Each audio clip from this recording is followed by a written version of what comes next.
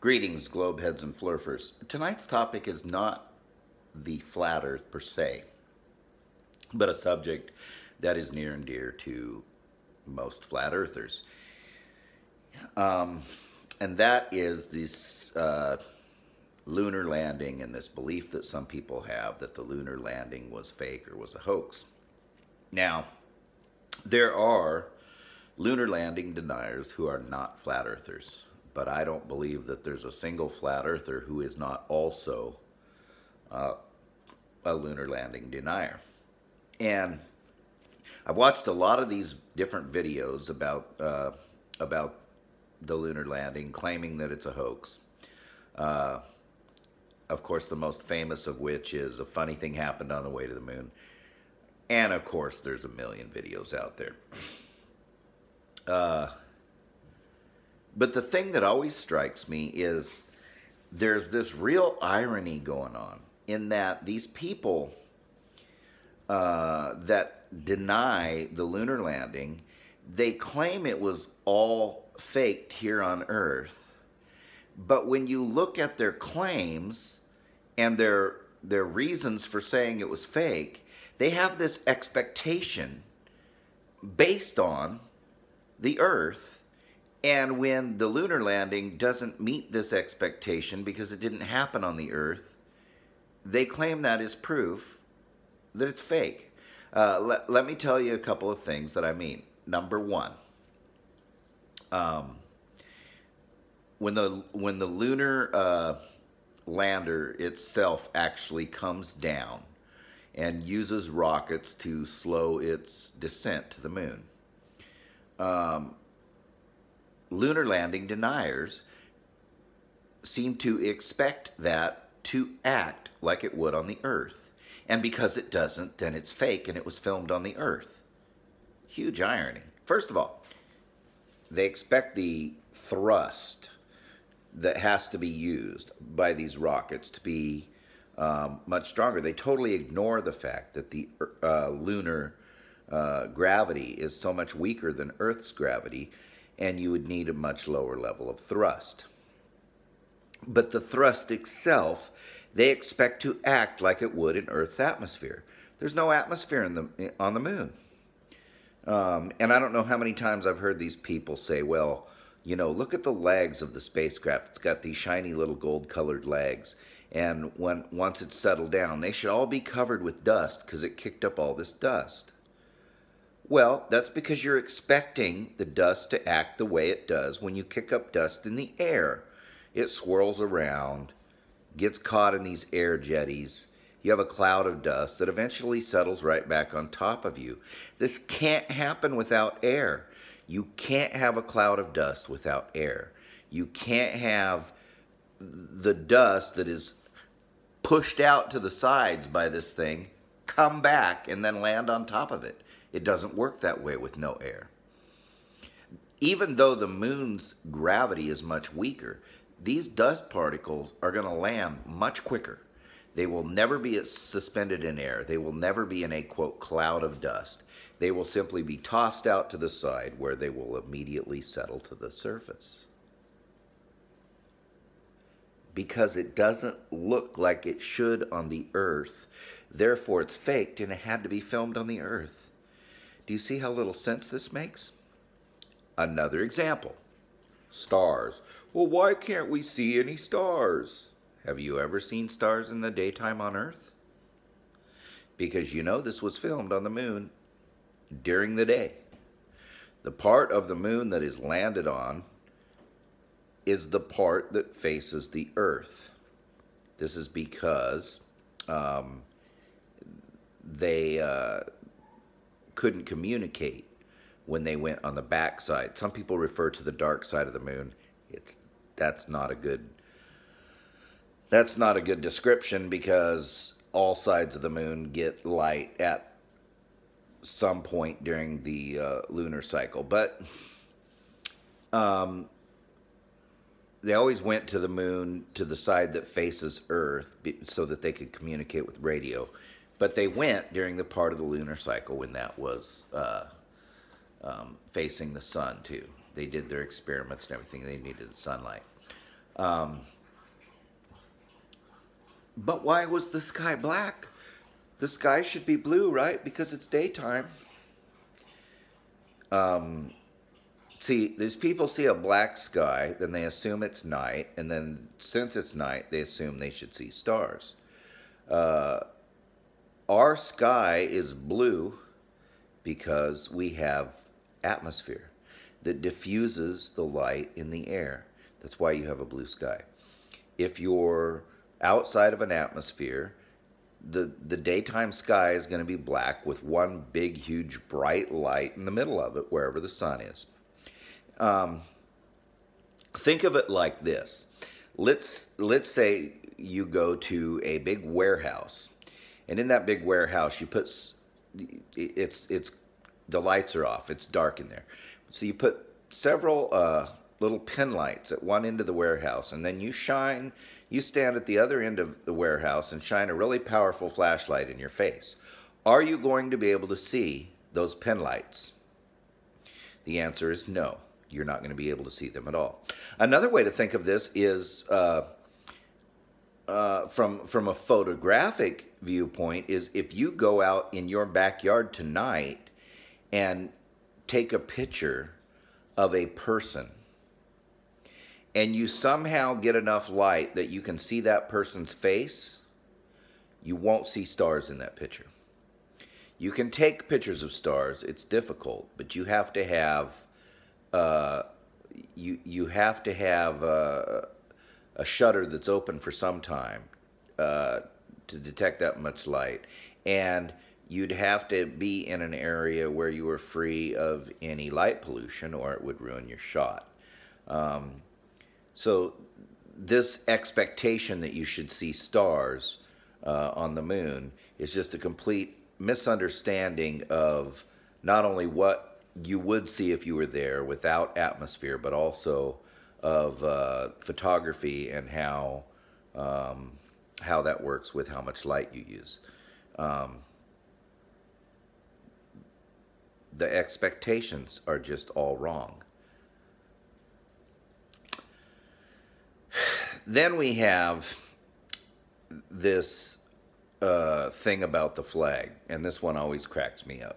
Because this, first of all, was not your normal flag. If you look very carefully at the flag on the moon, you will see that there is actually the flagpole, and then there is another wire or stick that goes across the top of it to hold the flag up, to hold it out, so that you can see the flag.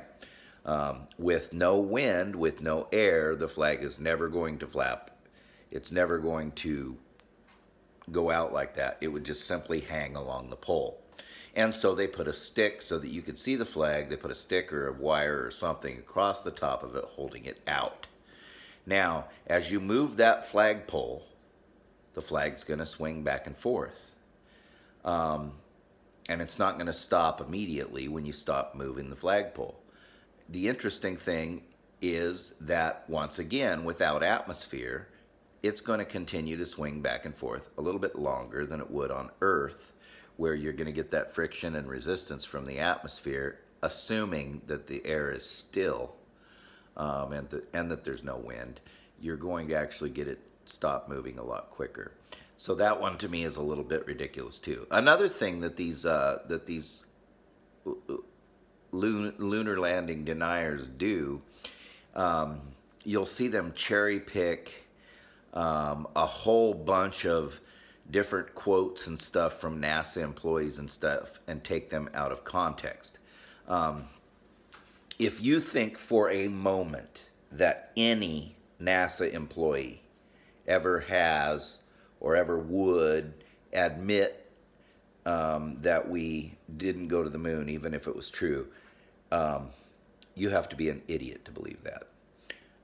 So if you see somebody taking a quote from some kind of NASA employee and trying to make it look like they're saying we didn't go to the moon, you know that they have taken that out of context.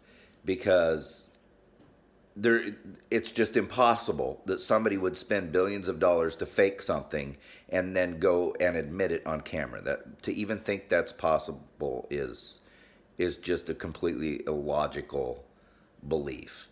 One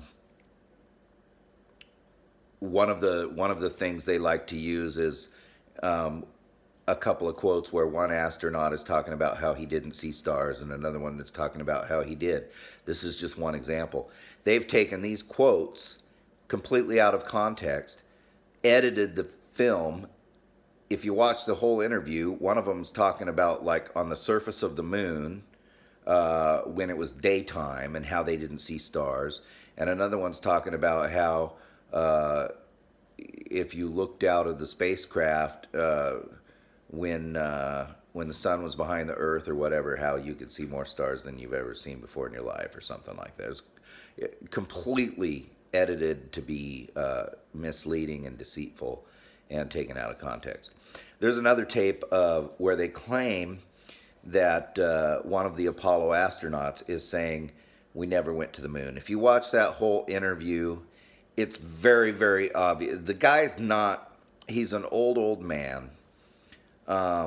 He's not very articulate these days, but it's still obvious from the context when you watch the whole thing that he's talking about how we've never been back since Apollo. And the people that edit that out and try to make it look like he's saying something different are really, really extremely dishonest. But here's the biggest kicker for the lunar landing. People just don't understand the political climate at the time with other countries, primarily the Soviet Union. I hear flat earthers and lunar deniers all the time talk about how all these countries are in cahoots and they all cooperate and blah, blah, blah, blah, blah, whatever.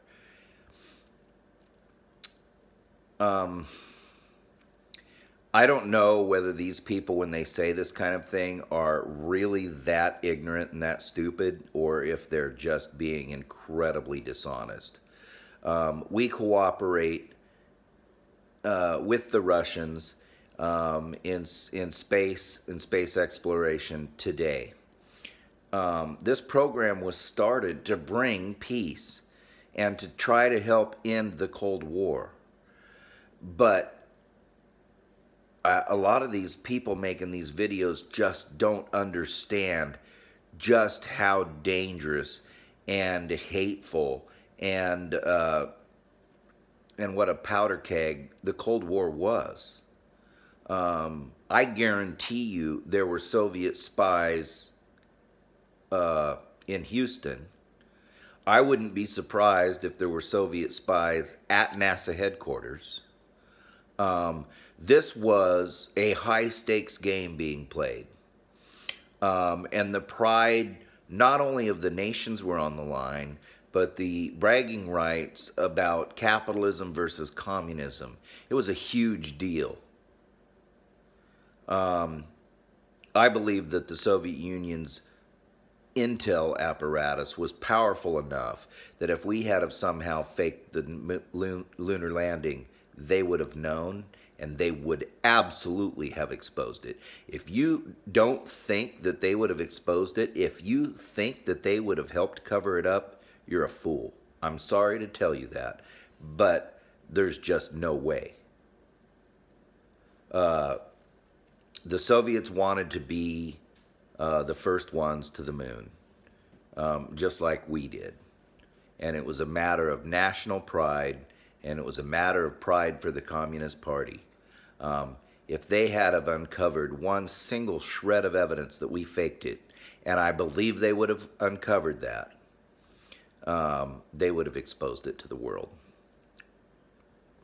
To me, this idea that we never went to the moon is not only ridiculous, but it's insulting to all those involved. The Allen radiation belt.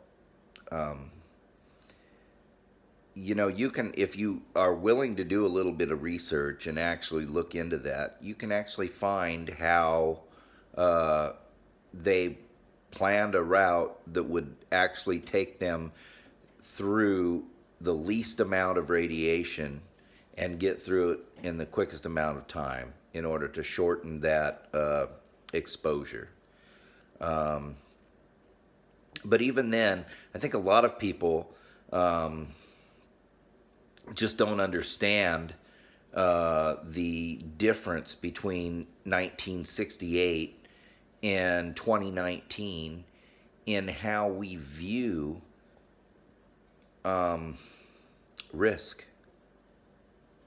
You know, you can watch a film of the lunar landing, and whenever they show shots of mission control, these guys are all sitting in mission control, right there in mission control, federal building, federal, you know, NASA headquarters, mission control.